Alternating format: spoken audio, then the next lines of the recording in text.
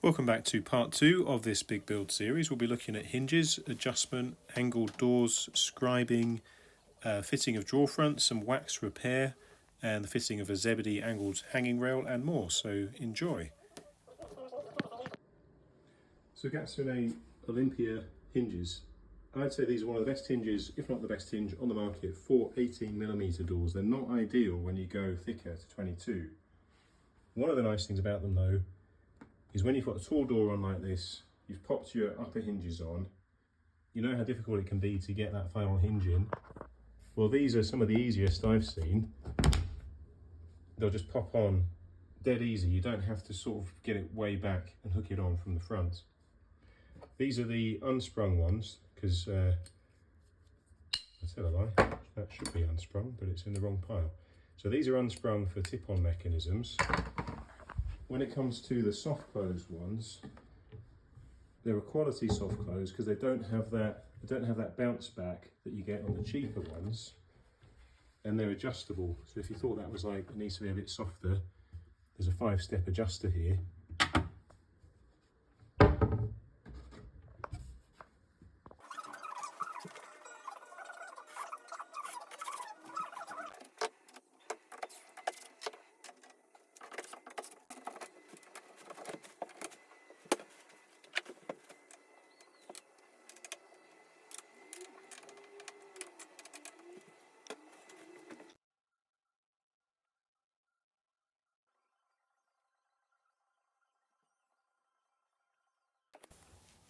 So these special wide angle hinges, these are a Sugatsune product. They're not from the Olympia range, they're under the LAMP brand.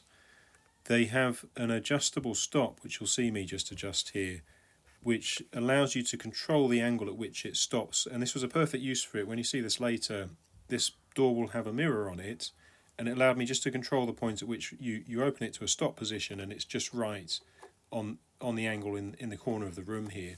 These go onto a kind of slide-on mounting plate. They're quite special, expensive hinges. Do chase me for the code on them if you're interested in a comment below. But yeah, they have this quite unusual, compact, funny-looking mounting plate that is basically just a slide-on thing. So they're not as easy to adjust as the Olympia range or as your Blum clip-on, etc. But they're a very intriguing hinge, certainly. So I held off tweaking all the door gaps until I'd got the mirror on this door, because that adds some weight, and with the hinges being wide opening with so many joints on them, I figure they're the most likely ones to drop when heavy loaded, just a touch. So I've got that all tweaked in to plumb and how I want it to be. So now I'm just going back to the other doors and matching them up. I need to make sure that this angle ends up perfectly in line before I fit that scribe. So if I hold that parallel to that top door, I can see the top door needs to come down just a fraction to be perfectly in line. It's not much, but I'd rather get things spot on. And this is where the hinge mounting plate adjustment is quite helpful on the Sugatsune hinges. So we just go into the screw in here, and we can tweak that down.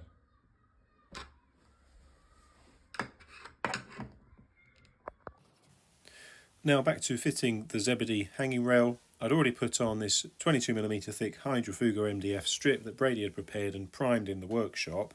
Stuck it on with quite a lot of sumo grip because I couldn't find any wood to screw that into. I did also screw it into those reliable red Uno plugs in 6mm diameter holes into the plasterboard, and I figured with plenty of adhesion to the plasterboard, knowing also that the plasterboard is screwed into joists only a few inches away from that strip, I feel that it's going to be plenty strong enough. So we've got two 900mm long Zebedee hanging rails here, which are fitted back to back. You have to take care to fit those brackets so they've got the flat face back to back, as you see there. And those brackets then are screwed in with the included panhead screws just into the MDF.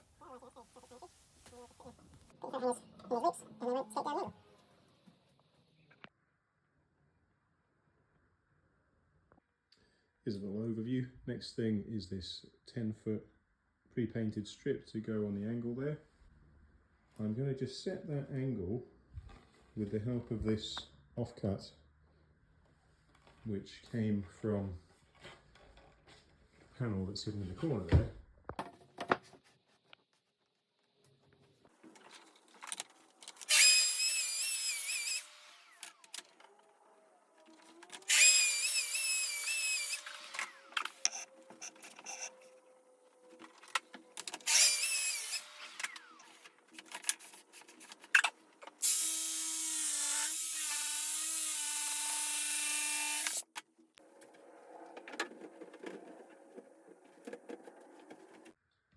So we've got a pretty good fit up top. I've just packed it off here, but eventually it'll be cut to sit within and flush with this scribe. This is just a door that's slightly open, that door will end up flush to there as well. So that strip is pushing it out. From about here onwards I can push it to flush. I'll do that bottom end cut as my very last thing after getting my gaps right, because this will all end up pushing up a little tight up to the top right. So better to get the fit all just right and avoid cutting it too short down at the bottom left there.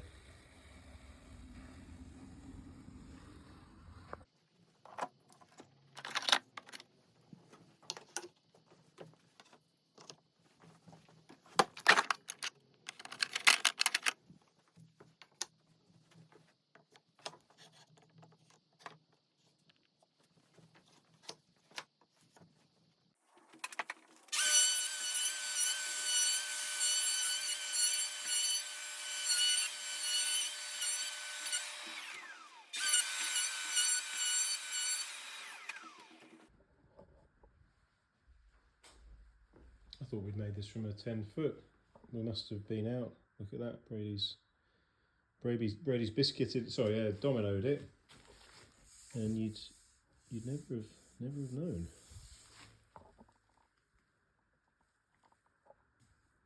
Sure, he would have Clamexed it if it was wider, but he's found a way to clamp it and make it seamless. I'm going quite tentatively on this because I really want this to be as neat as it can be. I've got the paint kind of blending in with the wall paint. This is the low sheen paint. And if it was up to me, if I could make this work, I'd go with about that gap. So it's around about 2 mil. I don't generally measure door gaps, I just look at it and say, yeah, that looks about right. And then I make sure it's parallel.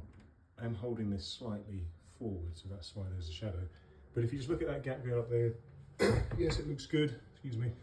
But as I just open this door with my foot, you can see the issue. It's clearing as it comes open there, but it's just that top corner, even before 90 degrees, that's just about in a scuff. So I know I need to go another couple of millimeters really to be safe, I'd say.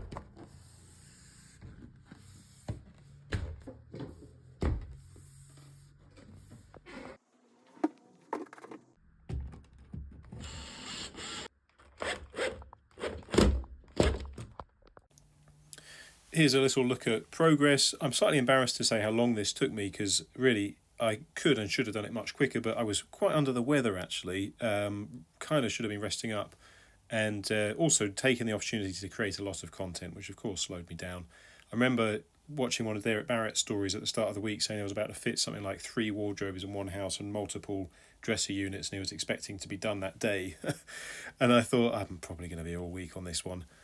So back the following morning, and I wanted to fit some strengthening bars, so there were some offcuts of metal, I'll talk about it later I think, under those tops. Scribing the bench top in here, there's a split in the top, which again you'll see later. If I'm power planing an edge that has focus, an edge that has edge bands, the last thing I want to do is just break that off. So I'll do something like this. It's tricky doing this without my spare hand to steady stuff.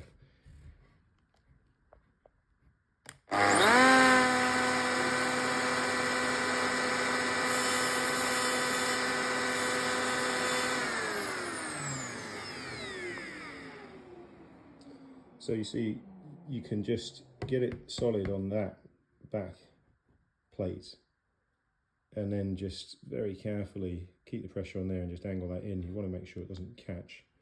But then I've got enough of a chamfer there that I can plane along without breaking that edge off. I probably should have set my camera up on a tripod here rather than hold it in my spare hand, because I didn't do a good job of that final pass. I'd normally get that much better, but you get the principle. So that's all on and more than good enough. They are going to fit a seat cushion to it as well. I was just keen that we get this tight and flush. Same again here and here.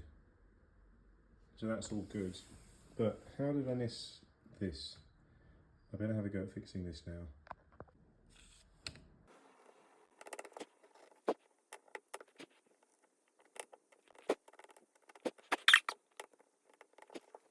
So what I've done there is just try and give myself some sharp, deep edges.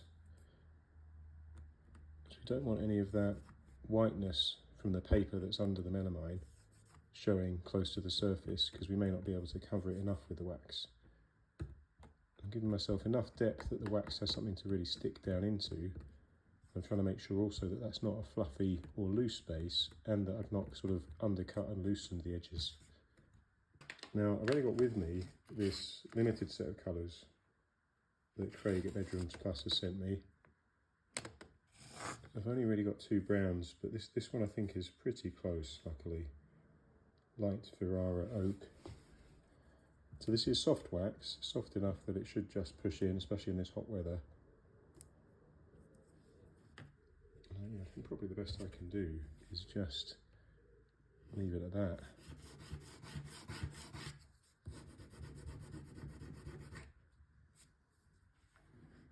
Because really, you'd be hard pressed to spot that if you don't know where it is.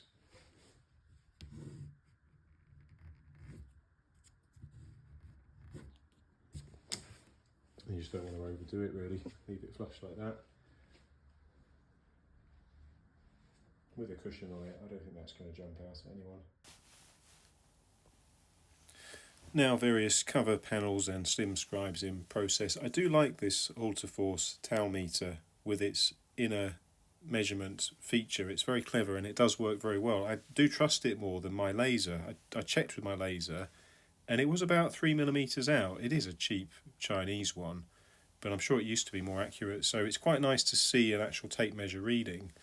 This just about fitted, but there's a little dip in the ceiling that I just wanted to take off and make it less tight, because I decided I would fill all those little gaps to the painted surfaces, the light colour painted surfaces, with my favourite Sumo grip.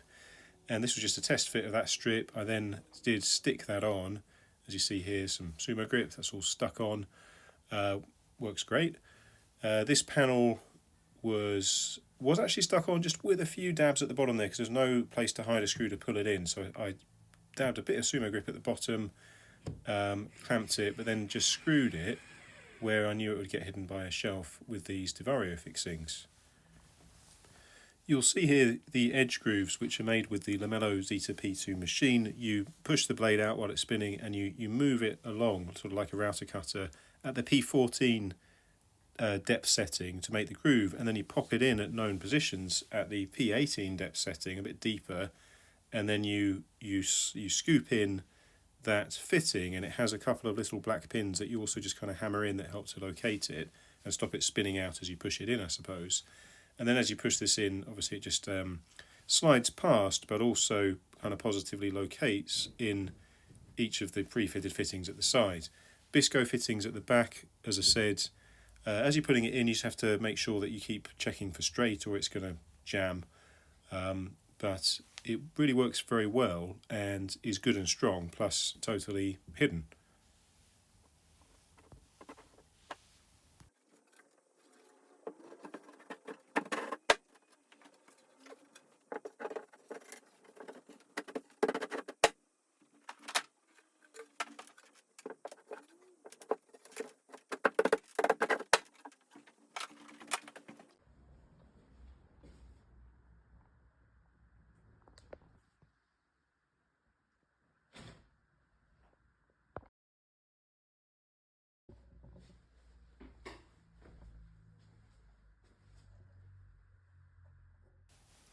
There was a bit of liaising with electricians and also a motorised blind fitter who came in at this stage earlier this day just to double check the final distance he's going to make the blind to, and also to agree the cutout which is there. And I'm just showing, this was a video I took for the customer showing how there'll be a bracket which, whether they finally decide to fit it to the wall or to the ceiling, the blind will hide this cutout. And that cutout's big enough that you can quite easily get in, feed the cable through from the blind mechanism, get your hand into this void, and either they're going to just, the electrician will wire it off the mains, or they'll even feed it through to a plug so you can actually plug in here. This will be remounted on a clip style back box, but that's all for the electrician to do later. Also, just to say, I know it was painful to sacrifice the real oak veneer, but we'd have struggled to get such a consistent colour and even finish with the real oak. So I don't think you'll feel that it's too much of a sacrifice to have gone for this. And I do actually think this is quite a good choice. That you see with the sun hitting it, as it often will, it's got quite a nice realistic texture on it. So I think it's turned out really well. I've been saying I'm about to finish this for 2 days now. It really shouldn't have taken all week, but I'm making a lot of content, which I enjoy, and I've had some great feedback. The sort of comments that I used to get from YouTube commenters saying, I love how you're honest about your mistakes, you show how you fix them and so on. So carrying along on that theme, I did have someone comment on the reel I just made of this repair. It's there, saying, shouldn't have done that, should have replaced the top. I'm not exactly saying I disagree, but when you don't have the material left in the workshop, because you already had to do a few reworks, and it's a jumbo sheet, and this is the time to get this done while the family's on holiday, and it's honestly such a tiny speck in the scheme of everything, I think I made the right choice to repair it, given also that there's going to be a seat cushion on top of there eventually. So you have to sort of stand back sometimes and look at things in context and go, do you know, this is okay. But the reason I was focusing in on here is I somehow didn't have the material for the plinths. I used some of it because it was mislabeled. I used it thinking it was scrap. So managed to find a few pieces in the workshop, still some remade parts that were a bit wrong for their intended purpose, but can be repurposed for the plinth. And the way I'm doing this is I will cut the carpet ahead of time so that it's just within the final footprint of the units, and then push that down. And I sometimes have issues with that, because what I'll also do is I'll put the gripper back kind of just in front of where it will go, and that can be tricky because sometimes I'll measure the gap and that's kind of to the gripper there, but then it drops down so much just beyond that a gap can show up. So I was careful to make these really tight, and what I've been able to do then is force them in and not even use any clips, and I'll probably put some screws down, and then I think we're okay. We'll end it there for part 2 of this big build series. I forgot to mention this is a Hranipex handle, very good value from Hranipex, same as the runners, same supplier. In part 3, the final part, we'll be looking at tip-on mechanisms in some detail, and final adjustment of doors, some other finishing touches, and a bit of a review of the nice pretty finished view of the job, and a couple of things I would have done different.